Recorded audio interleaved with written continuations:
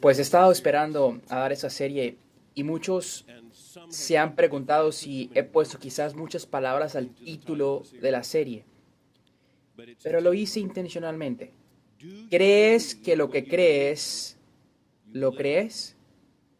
Y fue incitada por una muy diferente pregunta relacionada formulada por Julian McGinney, un filósofo inglés que formuló una pregunta que decía, ¿piensas que lo que piensas, lo piensas?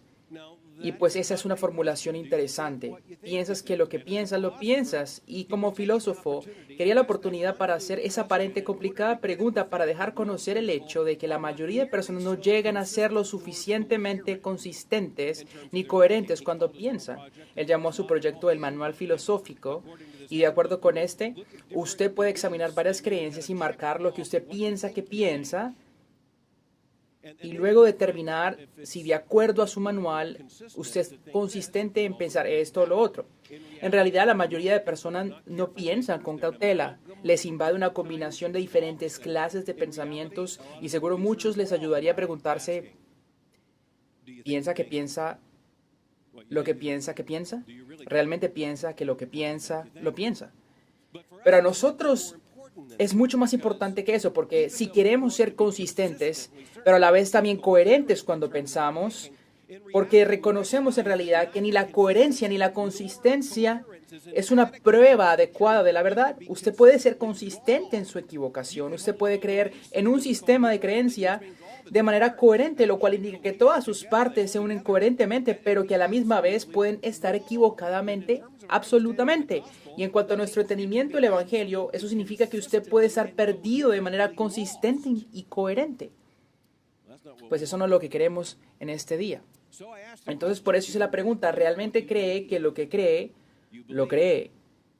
Y creo que para la mayoría de los cristianos, y creo que especialmente para los cristianos que están tratando de pensar seriamente sobre lo que significa ser verdaderamente cristianos e intentan llegar a un entendimiento cuidadoso de la fe cristiana, tenemos que entender que en un cierto punto, y esto es cierto para cada creyente, ciertamente aquel que tuvo la bendición de crecer en un lugar cristiano, ser influenciado y criado por padres cristianos, ser rodeado por gente cristiana, escuchar la palabra siendo predicada, no digo esto, sino de una sensación de bendición.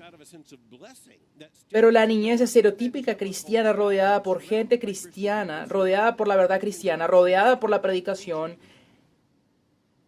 en algún punto, casi todo joven evangélico se pregunta, ¿realmente creo que lo que creo lo creo? Y la razón de esto es muy sencillo de entender, y cualquier psicólogo o psiquiatra o maestro de desarrollo nos lo puede explicar. Es porque existe un interruptor fundamental, un interruptor intelectual que se enciende generalmente cuando llega a lo que llamamos la adolescencia temprana. La pubertad, entonces, después de todo, no se trata solo de cambios fisiológicos que tienen que ver con el sistema reproductivo y el crecimiento, también tiene que ver con el cerebro. El cerebro mismo cambia durante la adolescencia. Y usted puede ver esto y por cierto sirve para explicarle a los adolescentes para que ellos entiendan y, y por eso no les matamos. Cuando deberían estar agradecidos de que alguien tuvo paciencia con ellos y con nosotros cuando ese interruptor se encendió. Porque hay una diferencia con ese niño de 2 años que viene con esa pregunta insistente, ¿por qué? ¿Por qué? ¿Por qué? ¿Por qué? Y fácilmente le satisface cuando le decimos, porque sí, porque sí, porque sí. Y de repente viene un chico de 13 años y no pregunta, ¿por qué? ¿Por qué? ¿Por qué? Sino que esta pregunta, ¿y por qué? Lo cual es fundamentalmente diferente. Y es porque viene de un cerebro fundamentalmente diferente. El cerebro ahora acaba de desarrollar la capacidad de procesar pensamientos cognitivos abstractos. Esa abstracción es muy importante, pensamientos complejos analíticos en el cerebro. Así que los niños de 4 años piensan, gracias a Dios, ¿no? Los de 14 piensan acerca de pensar. Esas dos cosas son muy diferentes. Entonces, lo que funciona para un niño de 4 años no necesariamente funciona para el de 14. Una de las razones por la cual la adolescencia es algo que todos temen, ambos para el adolescente y para las personas que viven con y trabajan con el adolescente, es porque un niño de 4 años de repente no es capaz del existencialismo. ¿Sabe? No encuentra a un niño de 4 años quejándose sobre la condición del mundo y sobre la inhabilidad de un niño de 4 años para encontrar sentido en la existencia. No hay un niño de 4 años caminando por ahí con una bobina francesa diciendo, oui, el universo no tiene sentido. Pero aún así, todos conocemos la imagen del niño de 15 años que ha decidido que la vida ya no tiene sentido, excepto que tener un teléfono inteligente. Hay simplemente un cuestionamiento que sucede allí y que, por cierto, es saludable. Es saludable y los padres cristianos deben entender que es saludable. Eso tiene que suceder y allí es donde las iglesias y las personas cristianas necesitan acercarse. Un reciente estudio concluyó que el factor más importante para predecir que un adolescente joven cristiano siga involucrado en la iglesia es que en ese periodo desarrolle una amistad con una persona adulta que no sean sus padres en la iglesia. Tan solo una persona adulta que no sea sus padres en la iglesia puede hacer la diferencia entre que se quede o no, o siga identificándose como cristiano y siga a Cristo. ¿Por qué? Porque alguien tiene que dignificar la pregunta. Alguien tiene que amar a esa persona joven y decir, yo sé que esto puede darte miedo, pero de hecho estás haciendo las buenas preguntas y necesarias. Gracias a Dios eso sucedió en mi vida, que cuando yo empecé a hacer esas preguntas, yo asusté a todo el mundo. En otras palabras, yo era un terrorista al hacer preguntas. Y pues sí que me molestaba, porque de repente tenía un profesor ateo en 8º grado, y de repente estaba viviendo con una índole de personas que tenían diferentes perspectivas. Y eso es lo que sucede durante ese periodo cuando te metes al pensamiento de otra persona o de otra manera que no estabas acostumbrado. Y te das cuenta, he aquí una persona judía ortodoxa, he aquí un protestante liberal, un agnóstico, un católico romano. Ellos piensan diferentes a nosotros. ¿Por qué pensamos lo que pensamos? ¿Quién está pensando lo correcto? Y en ese punto, tomas todas esas creencias heredadas, las cuales eran simplemente los muebles intelectuales de tu vida, y comienzas a hacerte la pregunta, ¿realmente creo que lo que creo, lo creo? Así que vamos a sumergirnos en una serie sobre las creencias, cuyas son cruciales y centrales a la fe cristiana, y meramente preguntarnos, ¿realmente creemos que lo que creemos lo creemos? Hacia el otro lado de una gran división donde no debes hacer la pregunta y donde no puedes evitar hacer la pregunta, vamos entonces a sumergirnos en las preguntas. Y la primera de esas preguntas se trata de lo siguiente. ¿Realmente creemos que lo que creemos, lo creemos cuando decimos que creemos en Dios o que Dios existe? O que Dios existe. La apologética es la defensa racional de la fe cristiana. La teología es la comprensión racional e intelectual de la fe cristiana. Entendidas correctamente, ellas van juntas de la mano y comprendidas correctamente indican que no se puede hacer teología sin poner atención a la apologética, y por ello la apologética en su propia esencia es una disciplina de la teología. Muchos de ustedes conocen la apologética lo suficiente para saber que básicamente existen 3 acercamientos básicos a la apologética. Está la evidencial, la presuposicional y lo que se denomina como la apologética clásica. Y pues cada una de estas no se pueden fácilmente resumir, pero me toca hacerlo. Así que lo pongo de esta manera. El acercamiento evidencial se basa en un entendimiento de la razón humana que asume que una mente se puede comunicar con otra y puede convencer a la otra, y que el evangelismo puede funcionar mejor al usar un método apologético que presente evidencias particularmente a lo milagroso y específicamente sobre la resurrección del Señor Jesucristo para argumentar que sí se puede postular y demostrar cognitivamente e intelectualmente que Jesucristo resucitó de entre los muertos como dijo que lo haría. Entonces, por esa lógica, eso convencería a esa persona a confesar que Jesús en realidad es Dios. Eso es el acercamiento evidencial. El presuposicional es usualmente, y a lo mejor correctamente entendido, como uno que está completamente opuesto al método anterior. Este dice, he aquí el problema, los seres humanos operan bajo una serie de prejuicios y presuposiciones y pues están de cierta manera fijadas en ellas. Entonces, de acuerdo a este concepto, si un cristiano está sentado con una persona no cristiana, entonces su estructura de presuposiciones será muy diferente, que aun cuando piensan de que hablan de la misma cosa, realmente no hablan de la misma cosa. Entonces la persona que se fija en ese método dice que lo más importante que se puede hacer en la apologética presuposicionalista es demostrar la insuficiencia de sus presuposiciones no cristianas.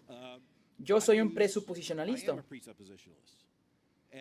Y cuando estoy junto a una persona, la pregunta más común que utilizo cuando quiero compartir el evangelio es, pues, utilizo unas preguntas de diagnóstico para saber qué realmente creen, lo que creen sobre el sentido de la vida, lo que creen sobre cómo el mundo se formó o para qué están aquí en la tierra. Y por último pregunto, ¿y cómo te está yendo con todo eso? Nadie aún me ha dicho que está muy bien. Así que llegamos a conversar por qué su cosmovisión o la mía son diferentes. El presuposicionalismo, llevado a sus extremos lógicos, dice que las personas que no son cristianas no pueden en absoluto conocer la verdad, porque sus presuposiciones son fundamentalmente tan contrarias a la verdad. Eso no quiere decir que una persona incrédula no pueda saber que 2 más 2 igual 4, sino que la persona incrédula no sabe por qué 2 más 2 igual 4. El cristiano bajo presuposiciones cristianas tiene un entendimiento completamente diferente. La apologética clásica, bueno, está en un punto medio entre las dos. Y pues yo me consideraría una persona que usa también la apologética clásica, sabiendo que en ninguna manera comprometo mi fundamento presuposicionalista. Es decir, que la apologética clásica cree que el Señor efectivamente usa las evidencias para demostrar la veracidad del teísmo. La verdad que Dios existe.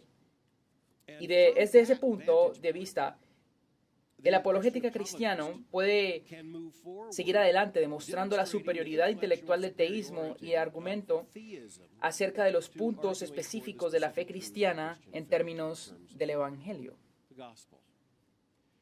Ahora bien, solo en términos del mandato evangelístico, déjeme decirle que cuando sea que se sienta junto a alguien, cuando sea que comparte el evangelio, no intente discernir si es que va a ser un evidencialista, presuposicionalista o un apologética clásico. Hábleles de Jesús. Apúnteles a Cristo. Pero en términos de nuestros pensamientos, es importante que reconozcamos que la defensa de la fe cristiana, lo que llamamos la apologética, no es para los perezosos, no es para los débiles, es para los valientes. Y queremos ser valientes para hacer las preguntas, incluyendo la pregunta, ¿realmente creemos que creemos lo que creemos? Y estamos haciendo esa pregunta incluso en la declaración más fundamental, que es, Dios existe. Bueno, lo primero que podemos decir sobre esa declaración particular es que sea cierta o falsa, es la pregunta más importante que los seres humanos pueden formular o responder. Y sí que es verdad que eso no puede parecer obvio a ciertas personas. Ciertamente es obvio para nosotros, pero parte de nuestra tarea es que se lo hagamos obvio a otras personas también. Decir que Dios existe es una formulación fundamental y no solo una pregunta intelectual, es una pregunta metafísica, es una pregunta moral, es una pregunta de la cual toda otra pregunta obtiene su lugar de allí en adelante. No hay pregunta de similar importancia porque al final cada cosmovisión, sin importar cómo se define, aun cuando no quiera darle un punto de referencia a Dios en términos de su construcción, toda cosmovisión de hecho debe comenzar aquí. Incluso los ateos, los cuales se vuelven absolutamente locos, porque queriendo deshacerse completamente del teísmo, saben que para ser ateos deben ponerle una A antes del teos. Y pues por esto han tratado de formular miles de maneras para llamarse a sí mismos o etiquetas, pero todo al final cae sobre la realidad de que no importa qué deciden llamarse, todas las demás personas le llamarán ateos. Porque ese es el punto de partida de todo pensamiento subsecuente. Hay cristianos que piensan que es un poco extraño o que es un poco problemático que nos atreviésemos a hacer tal pregunta. Pero quiero sugerirle que usted no sería un cristiano muy inteligente, no estaría avanzando hacia la madurez cristiana, a la madurez en Cristo, hasta que, o a menos, haga esa pregunta. ¿Realmente creemos que lo que creemos lo creemos? Y no solo dejamos que se haga la pregunta, o nos obliguemos a ir al mismo principio y preguntar, ¿realmente creo que Dios existe? Y muchos de ustedes se sienten ya incómodos y haciendo esa cara como diciendo, ¿acaso no sabes dónde es que estamos? ¿Recuerdas en qué trabajas, doctor Moeller? Y está aquí enfrente diciendo que de verdad deben hacer tal pregunta. Si es que Dios existe, pues yo digo sí. Y por cierto, eso hace parte de nuestra confianza cristiana. Entre más se pregunta esto, lo más cerca que la gente llega a conocer la verdad. Queremos que las personas hagan esas preguntas. No solo queremos dignificar las preguntas, sino dar a conocer que no estamos corriendo de ellas, estamos corriendo hacia ellas. Queremos correr hacia las preguntas, queremos que las personas hagan estas preguntas. Cuando alguien pregunte, no sé si existe un Dios, no le vamos a decir, ¿qué clase de idiota eres? O me asustas. Sino que le diremos, esa es la pregunta más importante que podrías hacer. Entonces, pues pensemos en cómo podemos responder a esa pregunta y cómo responderla. Y el trasfondo de todo esto es el hecho de que esa pregunta particular, de la manera como la preguntamos, revela que es una pregunta muy moderna. Y con eso quiero decir que los muebles intelectuales de los siglos previos no daban la oportunidad para responder a esta pregunta de buena manera. Y es que necesitó el nacimiento de la ciencia moderna, la física y la cosmología moderna. Y como Richard Dawkins lo afirma, Dawkins siendo uno de los ateos modernos más famosos, se necesita a Darwin para saber lo que se llamaría un ateo realizado. En otras palabras, vayamos a esa coherencia o consistencia que Julian Baggini establece para examinar cómo se sostiene una cosmovisión. Su cosmovisión como ateo no se mantiene en pie si no tiene otra explicación sobre cómo el cosmos llegó a existir. Entonces se necesita estar ya en los tiempos modernos para que algo como el ateísmo se organizara. Y sí que es organizado. Y se está apresurando.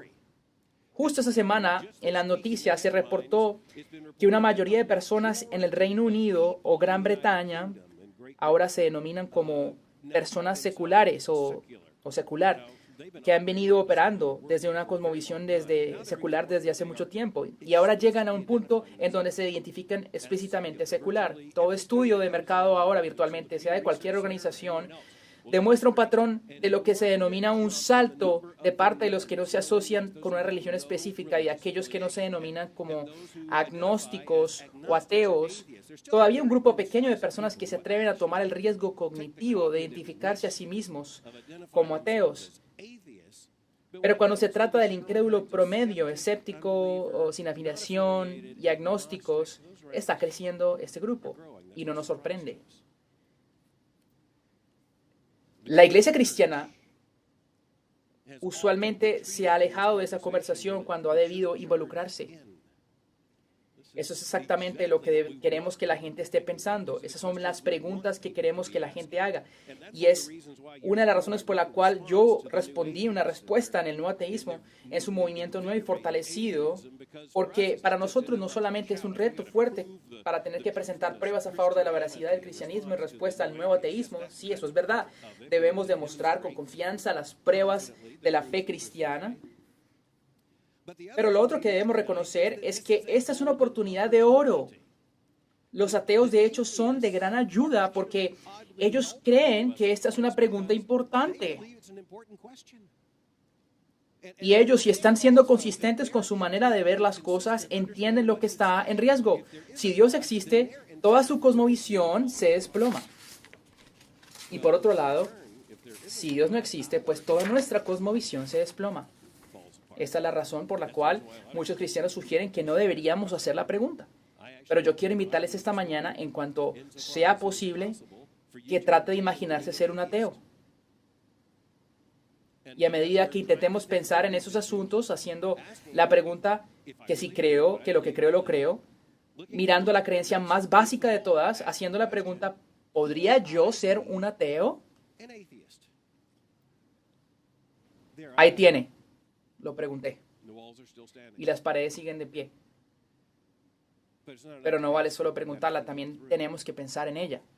¿Cuáles serían las consecuencias intelectuales del ateísmo? ¿Cuáles serían las consecuencias intelectuales del ateísmo? Es una pregunta importante.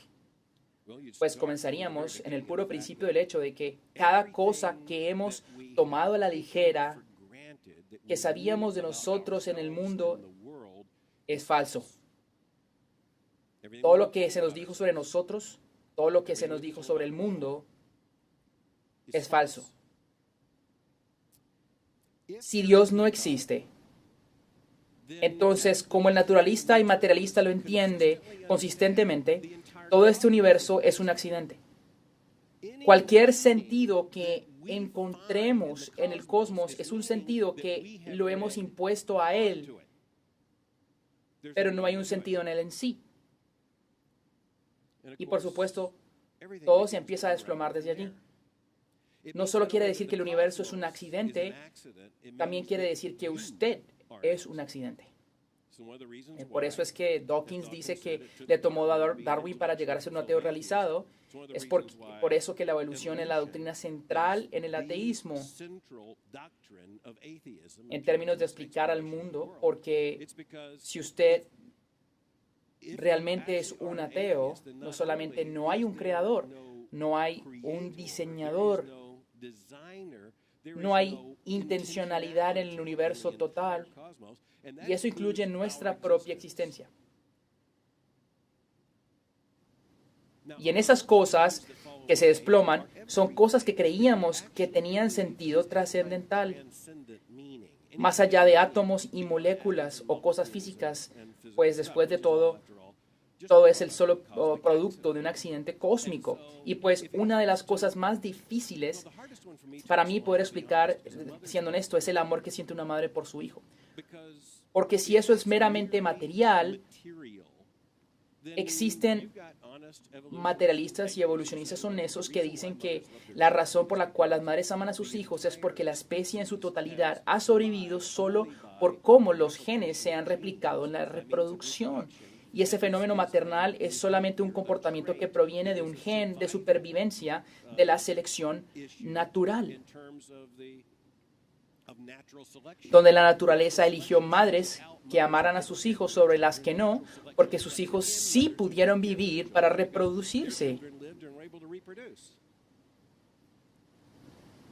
Eso es todo. Y por cierto, es todo lo que puede haber. Eso es todo.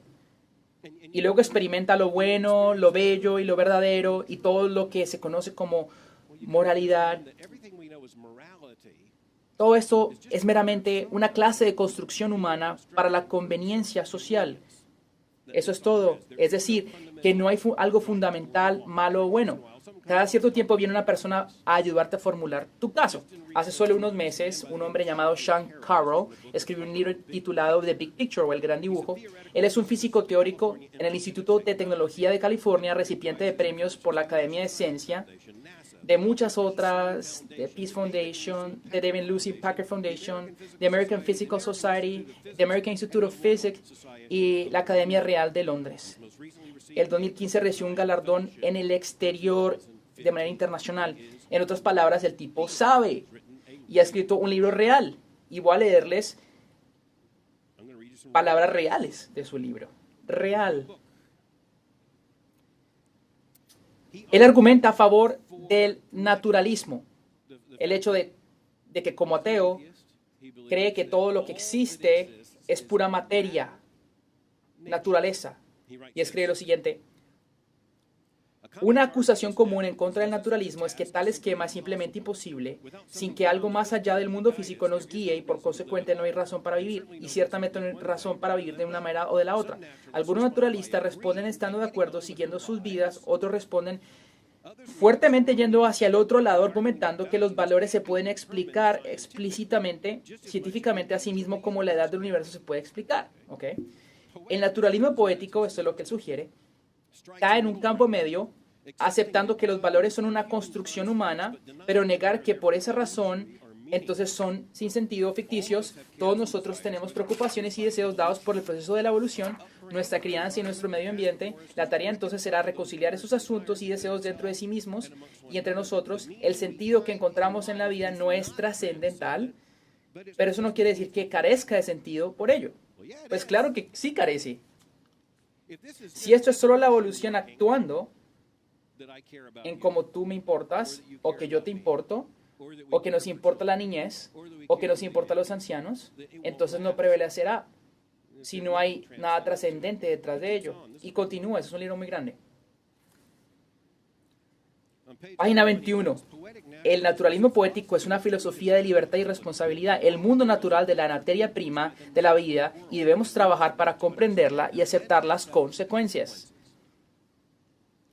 El desplazamiento de la descripción a la prescripción, de decir qué pasa y dar un juicio sobre lo que debe suceder, es algo carácter creativo, un acto fundamental humano. El mundo es simplemente el mundo, desplegándose de acuerdo a los patrones de la naturaleza, libre de cualquier tipo de atributo juzgón. El mundo existe, la belleza y el bien son cosas que imponemos o traemos a él. Entonces el mundo no es bello y no hay nada que de hecho sea bueno, pero para nuestro propio fin implantamos la belleza e implantamos el bien al mundo. Mi cita favorita del libro llega en la página 405. Nosotros somos un conjunto de campos vibrantes cuánticos que permanecen unidos por patrones persistentes, alimentándonos de energía libre en el ambiente de acuerdo a leyes bipersonales y neutrales de la naturaleza, y también somos seres humanos quienes tomamos decisiones y nos importa lo que suceda a nosotros y a otros. Luego hace la pregunta, ¿cuál es la mejor manera para pensar sobre cómo debemos vivir? Ahora bien, el argumento que él presenta se denominaría como el argumento como si. Es decir, que no es verdad que debamos vivir como si no existiera el bien, pero que debamos vivir como si existiera. De acuerdo a esto, decimos que no existe tal cosa que llamaríamos como amor, pero es probablemente mejor para nosotros imponer significado al cosmos como lo hacemos y actuáramos al menos como si existiese el amor. Pero solo quiero decir que el lenguaje que él utiliza ayuda mucho a clarificar las cosas. Solo imaginémonos un hombre joven invitando a una chica a una cita, pero mejor dicho, planeando solamente, necesitando apoyo para moverse de simplemente planear a actuar, abrir su boca y hablar. Solo imagine eso. Unos diríamos la llamada, pero hoy dirían el mensaje de texto. No lo hagas así, por favor. Eso quizás es el por qué no tienes una cita, es por esto. Muy bien, pero solo imagínese esta conversación. Un campo cuántico vibrante unido en patrones persistentes alimentándose de energía libre del ambiente de acuerdo a las leyes de la naturaleza impersonales y neutrales. 1. Le gustaría invitar a campo cuántico vibrante unido en patrones persistentes alimentándose de energía libre del ambiente. 2. A un café. ¿Qué es esto? Tan solo imagínese el anuncio del nacimiento. El señor y la señora tal anuncia el nacimiento de un campo cuántico vibrante unido en patrones persistentes alimentándose de energía libre del ambiente. No creo que vayas a sacrificar mucho sueño en la noche para esto. El pequeñito se marchitará y morirá. Si todo lo que crees es que es un campo cuántico unido en patrones persistentes alimentándose de energía libre del ambiente.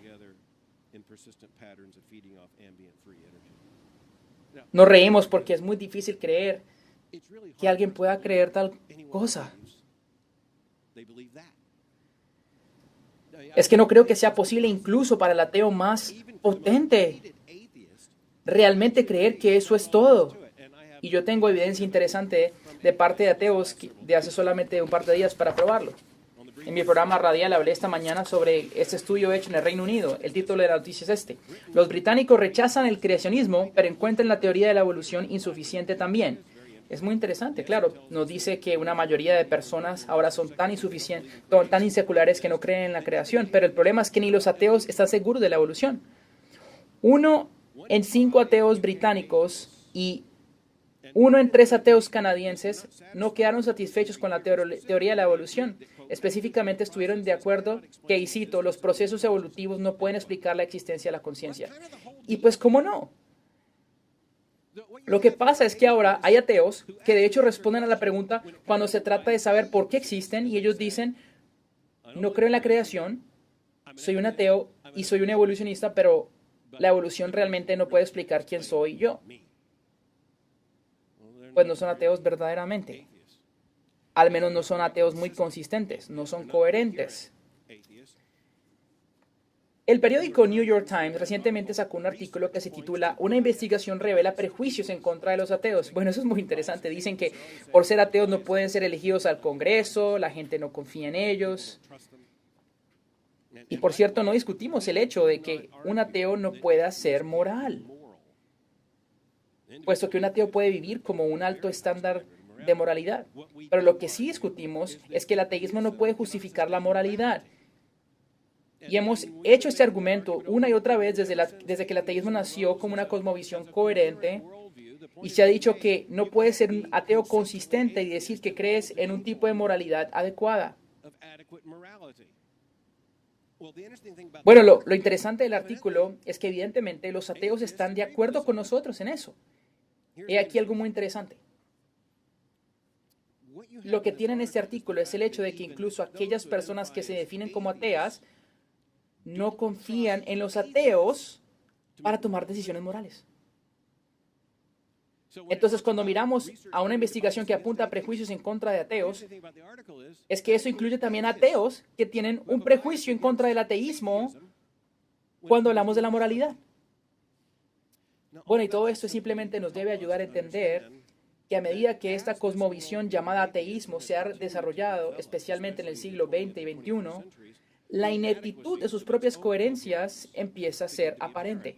Así que si vamos a comenzar a entrar en esa forma de pensar e imaginar lo que sería ser ateo, debemos reconocer lo que se pierde.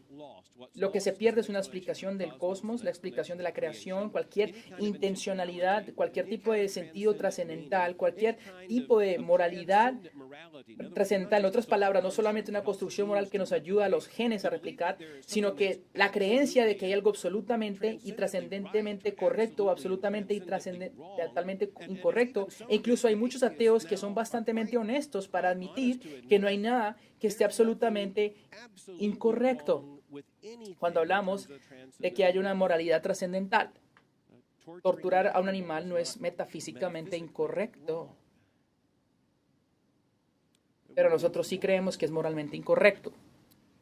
Creo que la incomodidad intelectual reflejada en solo esos dos artículos que les mostré es una demostración del hecho de que en el corazón humano, en la mente humana, hay un reconocimiento de que yo no soy un accidente. Del hecho de que yo amo y experimento el amor, no se trata de meramente una característica seleccionada por la naturaleza, bajo el esquema de la selección natural, para que yo me aparee y me reproduzca. La apologética cristiana en la pregunta sobre Dios se ha resumido clásicamente en términos de las 5 pruebas clásicas formuladas clásicamente en su expresión por Tomás de Aquino en la época medieval: el argumento de movimiento, el argumento de las causas eficientes, el argumento de la contingencia, el argumento de la necesidad del ser y el argumento del diseño. De cualquier manera que las organice, creo que todas las 5 pruebas sí demuestran la necesidad o contingencia sobre Dios o en la existencia de Dios para explicar el universo, para explicar cualquier significado, para explicar el ser, para explicar la excelencia, para explicar cualquier cosa que existe y por qué, por supuesto, para explicar por qué existe en términos de su diseño. Pero quiero sugerirle que la apologética cristiana no debió detenerse en los tiempos medievales. Las 5 pruebas clásicas de Aquino son importantes en realidad porque cada una de ellas se entrelaza con preguntas importantes en el ser humano y que solo se pueden responder por la existencia de Dios. Pero déjenme ser más certero. Por mí nos apuntaríamos a la apologética de lo trascendental, es decir, lo bueno, lo bello y lo verdadero. Porque si Dios no existe, entonces no hay bien, no hay belleza y no hay verdad. Así como leímos de Sean Carroll, estaríamos implantando este instinto o sentimiento de significado sobre el universo. Eso sería todo. Si usted cree que estamos imponiendo todo eso sobre el universo, quizás ser ateos sea una buena idea, aunque no creo que pueda permanecer allí por mucho tiempo. Sabe, hay ciertas temporadas en el año cuando estoy pensando, escribiendo y hablando de estas cosas donde detecto una vulnerabilidad particular. Estas dos temporadas se acercan a nosotros pronto, es decir, las festividades de Acción de Gracias y la Navidad. Así que puedo garantizarle que justo antes del Día de Acción de Gracias habrá artículos, ensayos y opiniones en la editorial, en los periódicos escritos por ateos de cómo ellos pueden de hecho estar agradecidos, pero verá que no hay Dios a quien agradecerle. No hay providencia en el cual el mundo opera y para reconocer. Así que lo máximo que pueden hacer es simplemente, siempre es interesante observar, es meramente un sentido de gratitud y para citar a Sean Carroll, ellos están imponiendo esto sobre el cosmos. ¿Sabe? ¿Qué tan agradecido puedes estar solamente por ser? Y no solo es eso.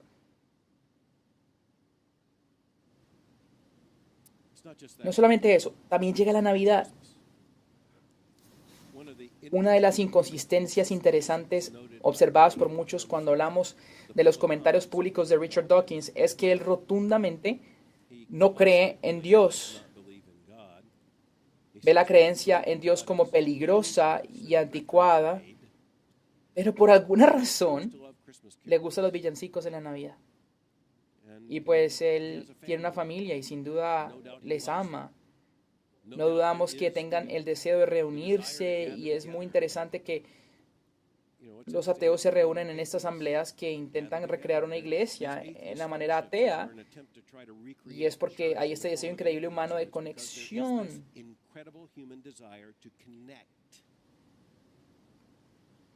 Puede que sea meramente sentimentalismo, quizás, pero yo no creo que sea eso. Creo que es mucho más que eso.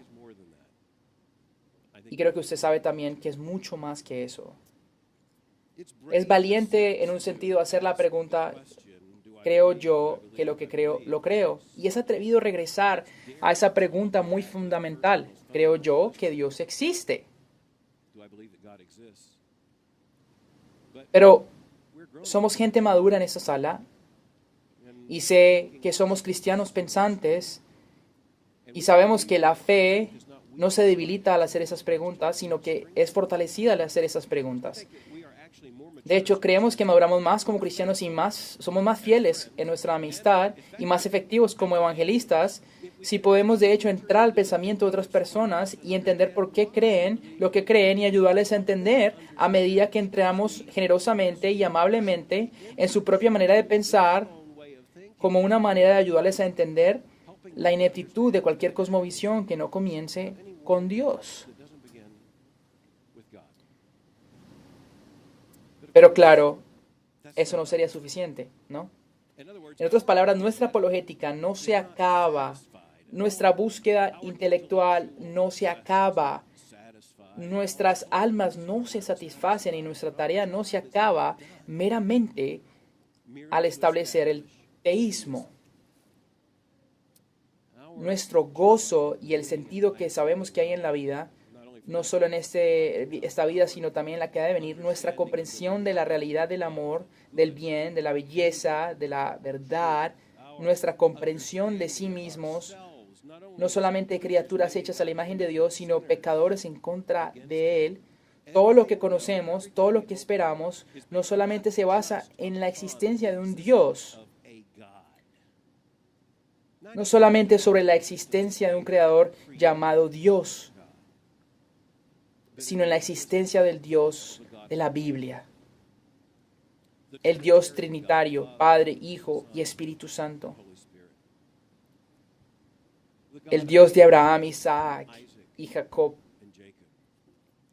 Entramos en una línea larga de aquellos que no solamente creyeron en un Dios, sino que han conocido al que existe en sí mismo, al que se ha revelado a sí mismo, Dios, quien nos ha amado de tal manera para revelarse en las Escrituras y encontrar la salvación, porque este mismo Dios nos amó de tal manera que aun cuando éramos pecadores, Cristo murió por nosotros. Es nuestra responsabilidad que hagamos las preguntas, para apuntar estas mismas y así pelar la cebolla y encontrar el núcleo del asunto. Tenemos que evaluar lo que está intelectualmente en riesgo en cuanto al conflicto entre el ateísmo y el ateísmo, y debemos entender que realmente no hay punto medio cómodo entre los dos. ¿Dios existe o no existe? Y las consecuencias de ambas posturas, por lógica, tomarían su curso, pero no solamente estamos hablando de la existencia de un Dios. Ni siquiera estamos hablando sobre la existencia de Dios. Estamos hablando del hecho de que el Dios que existe es el Dios que se revela y el Dios que salva, y salva a pecadores a través del acto expiatorio consumado en su Hijo para su gloria. Eso nos dará mucho que pensar por el resto de nuestras vidas. Y el Dios que nos hizo, y el Dios que nos salvó, y el Dios que nos aferra a Él y nos da nuestra esperanza, es el Dios que es exaltado cuando hacemos las preguntas correctas para llegar a las respuestas correctas y ayudar al mundo a hacer lo mismo. ¿Realmente crees que lo que crees, lo crees? Sigamos haciendo las preguntas para encontrar más. Padre nuestro, estamos muy agradecidos que nos hayas dado cerebros, que nos hayas dado mentes, que nos hayas dado el intelecto, y no para nuestra gloria, pero para la tuya. Oramos para que nos hagas buenos mayordomos de todo lo que nos has dado. Oro para que seamos buenos mayordomos de las preguntas, oramos para que seamos buenos mayordomos de las respuestas, y oramos todo esto en el nombre de nuestro Señor Jesucristo. Amén.